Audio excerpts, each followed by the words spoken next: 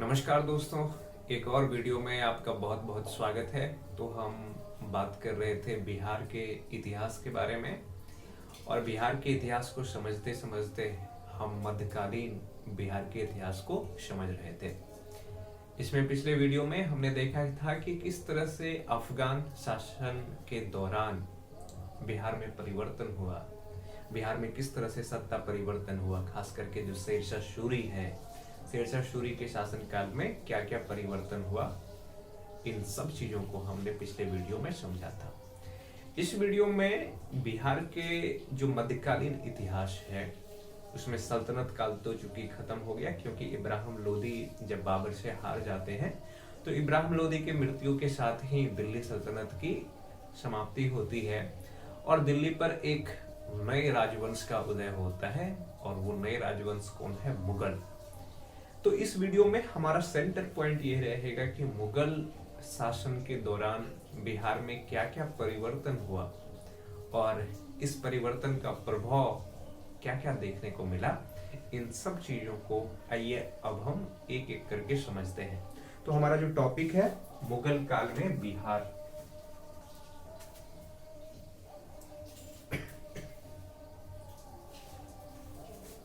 हमारा टॉपिक है मुगल काल में बिहार। देखिए, अगर मुगल काल की बात करें तो 1526 में ऐतिहासिक लड़ाई होता है, पानीपत की प्रथम लड़ाई। और पानीपत की प्रथम लड़ाई कहीं ना कहीं भारत के इतिहास को एक नया मोड़ देता है। 1526 में जो पानीपत की लड़ाई हुआ, इस लड़ाई में इब्राहिम लोदी बाबर से हार गए और युद्ध में मारे भी गए। जैसे ही इब्राहिम लोदी की मृत्यु हुआ, दिल्ली पर बाबर एक नए राजवंश की शुरुआत किया और वो मुगल राजवंश था। हालांकि बाबर लगातार 4 साल तक युद्ध लड़ते रहे, 1526 से लेकर के 1530 ईस्वी के बीच।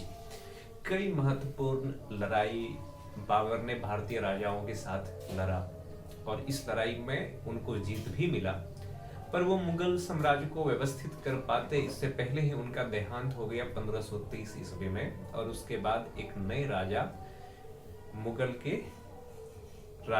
राजवंश में शासक बने, वो थे हुमायूं। हुमायूं का कार्यकाल जो है 2 फेज में देखा जाता है। एक तो 1530 से लेकर के 1540 का समय अवधि। ये वो समय अवधि है जब मुगल अपने आप को मजबूत करने का प्रयास करता है, पर मुगल पर लगातार जो स्थानीय शासक है उसका आक्रमण होता है। 1540 में जो हुमायूं है वो एक अफगानी शासक थे, शेरशाह सूरी। शेरशाह सूरी से पराजित होते हैं और पराजित होने के बाद वो भारत छोड़ करके कुछ वर्षों के लिए ईरान चले जाते हैं और पुनः वो 15 वर्ष के बाद, यानी कि 1540 से ठीक 15 वर्ष बाद 1555 ईस्वी में फिर से भारत आते हैं। इस दौरान शेरशाह सूरी का मृत्यु हो जाता है और 1555 ईस्वी में आकर के वो कई छोटी लड़ाइयां लड़ते हैं और फिर से मुगल को दिल्ली पर अपना अधीन बनाते हैं। पर हुमायूं के पर्सपेक्टिव से अगर देखें तो हुमायूं जब क्या किया कि बिहार को या फिर जो दिल्ली को फिर से अपने अधीन किया, उसके बाद क्या क्या प्रभाव पड़ा। देखिए, जो हुमायूं थे, हुमायूं क्या किया कि भारत पर फिर से मुगल सत्ता को स्थापित किया। पर बिहार में देखें तो बिहार में वो डायरेक्ट अपने नियंत्रण में लेने की वजह उस समय के एक अफगान शासक थे जिसका नाम था ताज खां करारानी। ताज खां करारानी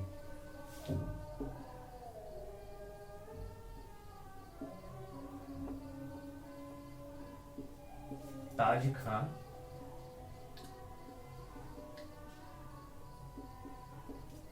करारानी।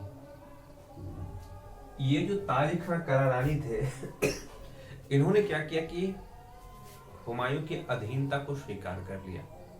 और ये अफगान थे, ये अफगानी थे।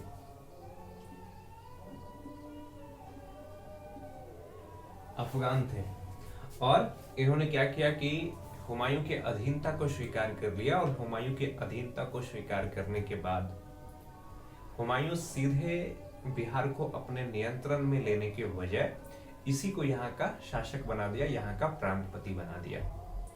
पर चूंकि हुमायूं का मृत्यु 1556 ईस्वी में हो जाता है और हुमायूं की मृत्यु के बाद जो व्यक्ति मुगल सत्ता में आते हैं उसका नाम था अकबर।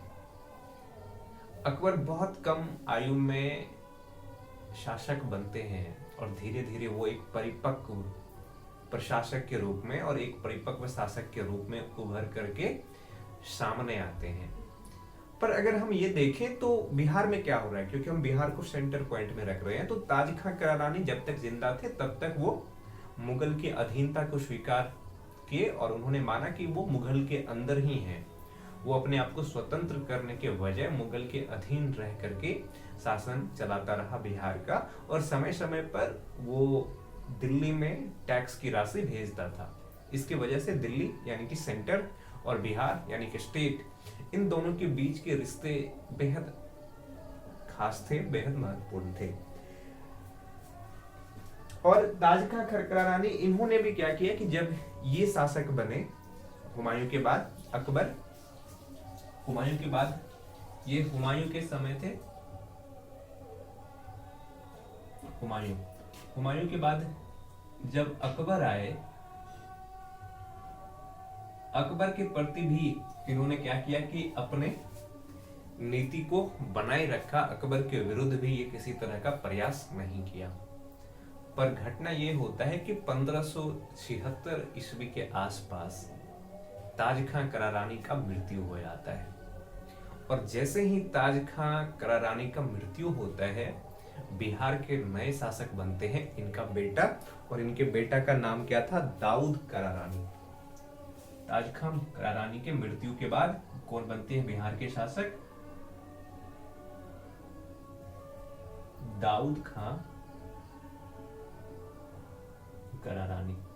और दाऊद खां करारानी क्या करते हैं कि अकबर को चुनौती देते हैं और अकबर को कहते हैं कि हम आपके अधीन नहीं हैं। अकबर को गुस्सा आता है, क्योंकि जिसका बाप कभी मुगल के अधीन रहा था, उसका बेटा चुनौती दे रहा है। एक छोटे से प्रांत का लड़का अकबर को चुनौती दे रहा है। अकबर ने कहा कि हम तुमको पीटेंगे, कूटेंगे। और अकबर ने क्या किया कि 1576 ईस्वी में उन्होंने खुद एक अभियान चलाया बिहार पर, और ये जो दाऊद खां करारानी है इसको उठा करके फेंक दिया बिहार के गद्दी से, बिहार के सत्ता से, और सीधे इस प्रांत को अपने अधीन कर लिया अकबर। कब? 1576 ईस्वी में। 1576 ईस्वी के बाद जो बिहार है वो सीधे नियंत्रण में आ गया किसके? मुगल के। और इन्होंने क्या किया कि 1580 ईस्वी में इन्होंने एक व्यक्ति को क्या किया कि बिहार का सूबा का दर्जा दिया।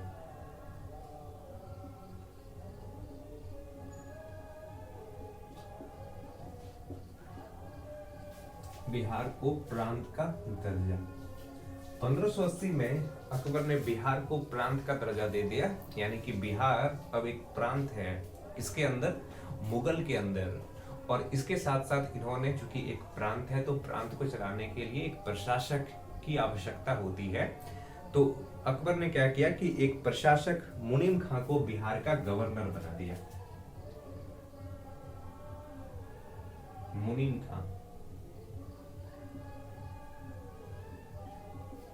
खां को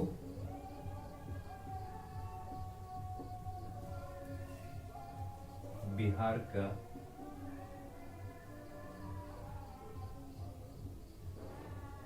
गवर्नर बना दिया। अकबर ने क्या किया कि मुनीम खां को बिहार का गवर्नर बना दिया 1580 में, क्योंकि बिहार अब मुगल का एक प्रांत बन गया।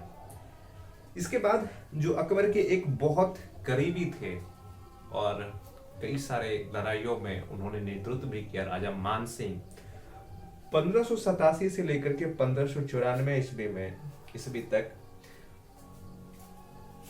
अकबर ने क्या किया कि राजा मान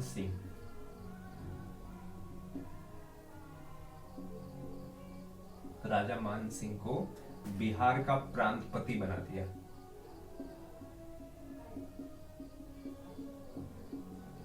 बिहार का प्रांतपति बना दिया। ये कब से कब लेकर के 1587 से 1594 ईस्वी के बीच बिहार का प्रांतपति के रूप में काम किया। किसने? तो राजा मान सिंह ने। तो ये कहानी था कि किस तरह से बिहार अफगान शासक से निकल करके मुगल के अधीन होते हैं और किस तरह से मुगल सीधे तौर पर बिहार को अपने नियंत्रण में करते हैं। पर हमें यहाँ पे ये भी समझना है कि जब अकबर का मृत्यु होता है या अकबर के बाद जो शासक मुगल को संभालते हैं या मुगल सत्ता का नेतृत्व करते हैं, उनके शासन के दौरान बिहार का इतिहास क्या था, बिहार का स्थिति क्या था, इन चीज को भी हम समझते हैं, जिनमें कि हम समझेंगे कि जहांगीर के समय क्या हुआ और औरंगजेब के समय क्या सब हुआ।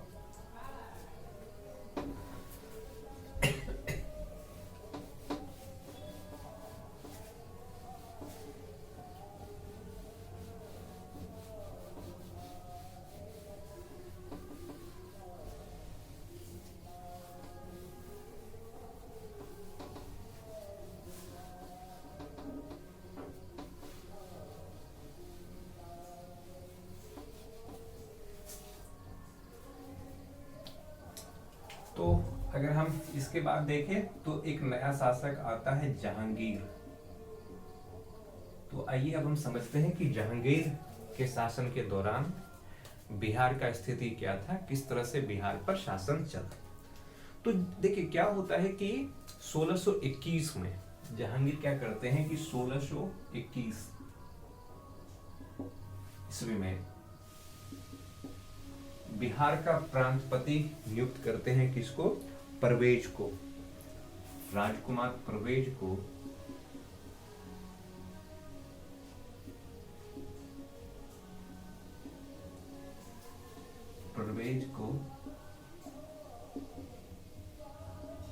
बिहार का प्रांतपति बनाया गया।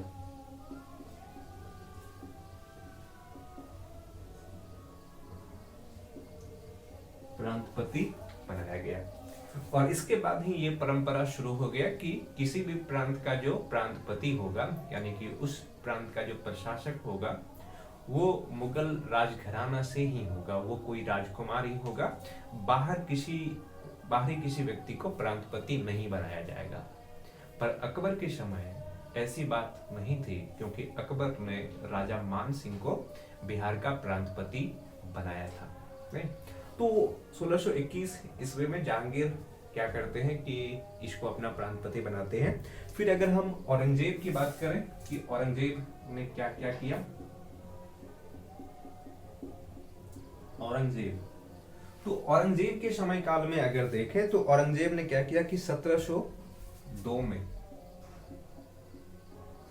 औरंगजेब के जो सबसे प्रिय पौत्र थे, पौत्र मतलब पोता नहीं, क्योंकि औरंगजेब 1707 ईस्वी में जब तक उनका मृत्यु नहीं हो जाता है, मुगल शासक के रूप में काम करते हैं। तो 1702 में क्या किया, औरंगजेब ने राजकुमार अजीम को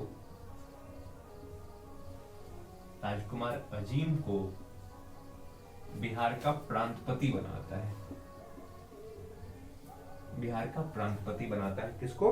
राजकुमार अजीम को। और औरंगजेब की मृत्यु के बाद, चूंकि हम जानते हैं कि किस तरह से जो मुगल साम्राज्य है वो पूरी तरह से बिखर गया, क्योंकि कोई योग्य शासक उसके बाद नहीं हुआ और मुगल के आंतरिक खामियां भी कहीं न कहीं मुगल को कमजोर किया, जिसके वजह से मुगल साम्राज्य के अधीन जितने भी प्रांत थे या राज्य थे वो धीरे धीरे स्वतंत्र होना शुरू हो गया। और उनमें से एक प्रांत आज का बिहार भी है। हालांकि बिहार उस समय बंगाल का हिस्सा हुआ करता था। तो इसके बाद जो है बिहार को मुगल से अलग करके एक स्वतंत्र प्रांत के रूप में स्थापित करने का श्रेय जाता है मुर्शिद कुली खां को। नहीं, बिहार से अगर हम मुर्शिद कुली खां की बात करें, मुर्शिद कुली खां। मुर्शिद कुली खां क्या करते हैं कि 1707 ईस्वी में जब औरंगजेब का मृत्यु हो जाता है तो औरंगजेब के मृत्यु के पश्चात बिहार को एक स्वतंत्र प्रांत के रूप में स्थापित करता है। और इन्होंने न केवल बिहार को एक स्वतंत्र प्रांत के रूप में स्थापित किया, बल्कि अपने प्रशासनिक नीति के द्वारा जो बिहार और बंगाल का क्षेत्र है इस पर सुचारू तरीके से, सुदृढ़ तरीके से प्रशासन चलाया, जिसके वजह से बिहार एक बहुत ही जो है समृद्ध प्रांत के रूप में उभर करके सामने आया। अगर 1707 ईस्वी से लेकर के 1750 ईस्वी के बीच के समय अवधि को हम देखें तो जहां बंगाल का जो क्षेत्र है यहाँ पे कहीं न कहीं एक तरह की शांति की स्थिति है, क्योंकि बिहार और जो बंगाल का एरिया है ये एरिया अब मुगल से अलग हो चुका है। दूसरे हिस्से में एक तरफ मुगल, दूसरी तरफ मराठा, उसके बाद अगर हम देखें राजपूत जो राजा थे राजस्थान में, फिर बहुत सारे बाहरी आक्रमण होते हैं, नादिर शाह का, फिर अहमद शाह अब्दाली का। पर जो बंगाल और बिहार का क्षेत्र है यहाँ पे बहुत ज्यादा शांति होता है और बहुत ज्यादा समृद्धि होता है। इसके वजह से जो 18वीं शताब्दी है, 18वीं शताब्दी में एशिया में जितना व्यापार होता था यूरोप के साथ, उस व्यापार में आधे से अधिक हिस्सा बंगाल और बिहार का जो प्रांत है इन प्रांतों से होता था। तो मुर्शिद कुली खां बिहार और बंगाल के क्षेत्र को मुगल साम्राज्य से अलग करके एक स्वतंत्र प्रांत के रूप में स्थापित करते हैं। मुर्शिद कुली खां के बाद बिहार और बंगाल के शासक बनते हैं अलवर्दी खां, जिन्होंने भी क्या किया कि बिहार में सुदृढ़ तरीके से शासन चलाने का काम किया। और उसके बाद धीरे धीरे क्या हो गया कि जब हम आधुनिक भारतीय इतिहास को समझते हैं तो हम देखते हैं कि किस तरह से फिर यूरोपीय व्यापारिक कंपनी आया और 1757 में किस तरह से पलासी की लड़ाई हुआ, और पलासी की लड़ाई के बाद जो बिहार और बंगाल का क्षेत्र है वो ईस्ट इंडिया कंपनी के अधीन होते चला गया। और फिर हम ईस्ट इंडिया कंपनी के अधीन बिहार में किस तरह से इतिहास में परिवर्तन हुआ, किस तरह से घटनाक्रम में परिवर्तन हुआ, इन सब चीजों को समझते हैं। तो ये कहानी था मध्यकालीन बिहार के इतिहास का, जिसको इस वीडियो के साथ हम खत्म कर रहे हैं।